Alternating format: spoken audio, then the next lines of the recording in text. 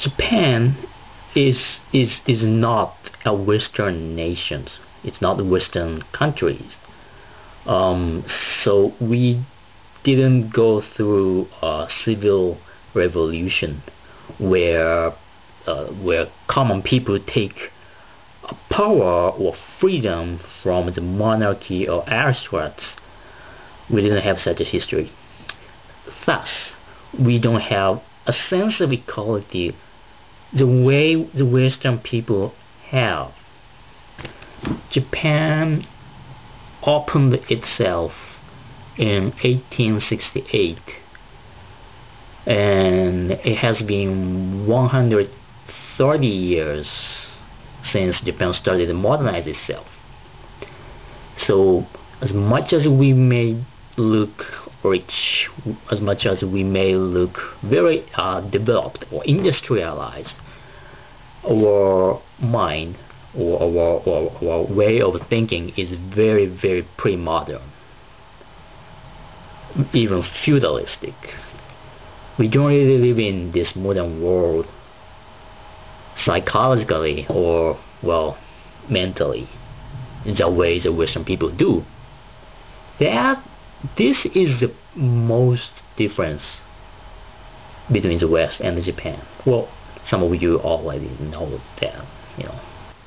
So if we define modernity as individual freedom, then Japan is very far from that. In Japan, there is not really individualism the way it is in the West. Instead, there is collectivism. Yes, Japanese people are very collectivistic, just like another Asian people. But what is unique about the Japanese collectivism is that it is a labor collectivism, not blood collectivism. Collectivism is defined as sharing time and space and sharing the framework of experience.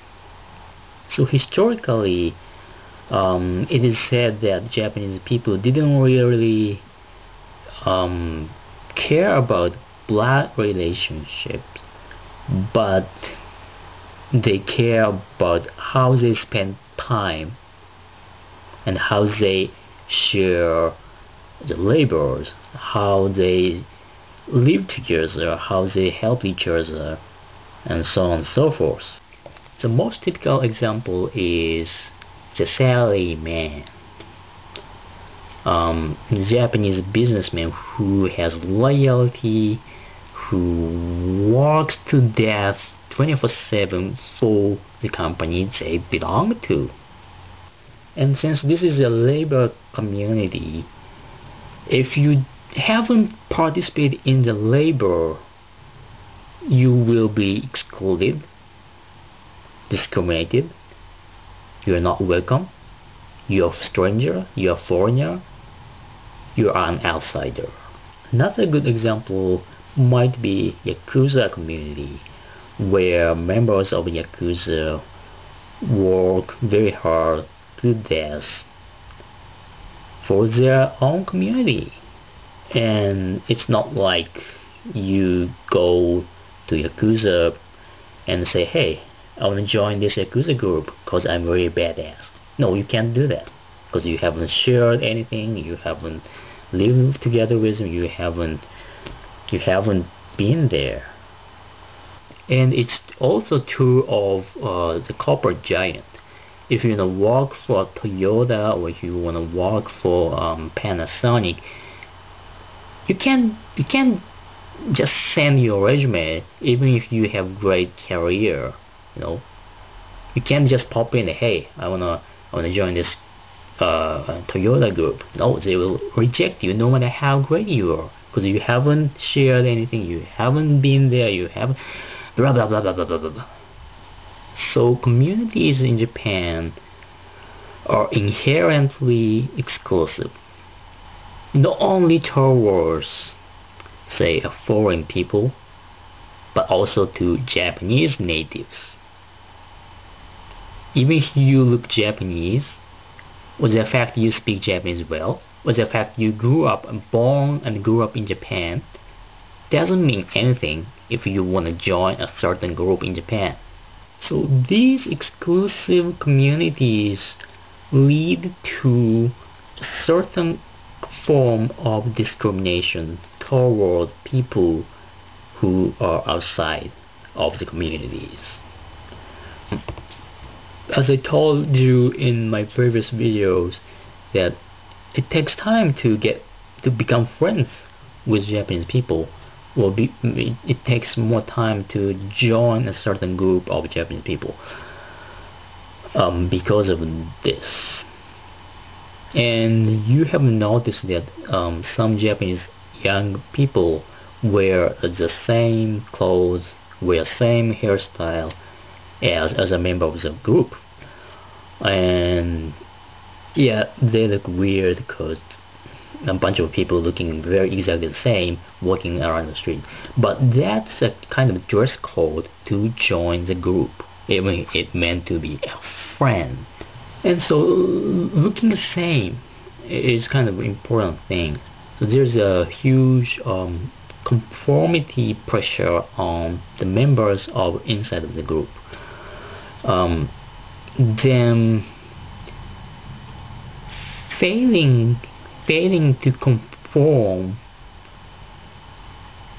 leads to the consequence of being bullied inside of the group. And this conformity pressure ranges from wearing the same kind of clothes to values, how to behave, how to speak, how to, well, almost everything.